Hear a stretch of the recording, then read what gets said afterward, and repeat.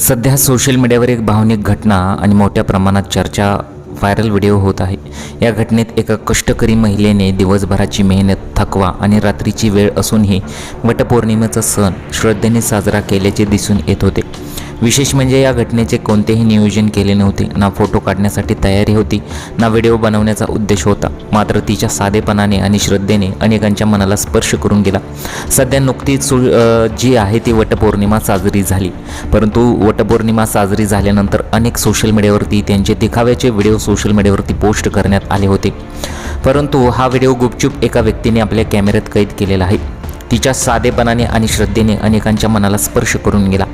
संबंधित महिला दिवसभर काम करून रात्री उशीर आपल्या घरी परतली। दिवसभराच्या श्रमामुळे ती पूर्णपणे थकलेली होती। तरीही वटपौर्णिमेचे महत्त्व लक्षात ठेवत तिने विश्रांती न घेता वडाच्या झाडाजवळ जाऊन पारंपरिक पद्धतीने पूजा केली। वडाच्या झाडाला दोरा गुंडाळत तिने आपल्या पतीच्या दीर्घ आयुष्यासाठी प्रार्थना केली आणि श्रद्धेने वटपौर्णिमेचा विधी पूर्ण केला। या प्रसंगात कोणताही दिखाऊपणा नव्हता। महिलेकडे महागडे कपडे नव्हते, फोटोशूट नव्हते किंवा सोशल मीडियावर प्रसिद्ध होण्याची अपेक्षाही नव्हती। तिच्यासाठी हा केवळ परंपरा आणि श्रद्धेचा भाग होता। त्यामुळेच हा प्रसंग अनेकांना भावुक करून गेला।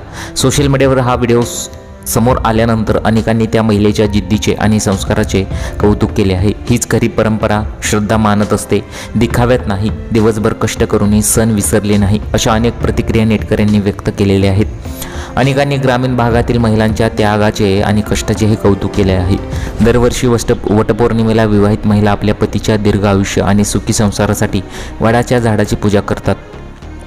आधुनिक जीवनशैलीमुळे अनेक ठिकाणी या परंपरा बदलत असल्या तरी ग्रामीण भागात आजही महिला सर्व अडचणींवर मात करून श्रद्धेने हा सण साजरा करत असल्याचे या घटनेतून पुन्हा एकदा दिसून आले आहे। सोशल मीडियावरती हा व्हिडिओ प्रचंड प्रमाणात व्हायरल होतोय। तुमच्या प्रतिक्रिया मला कमेंट बॉक्समध्ये जरूर कळवा।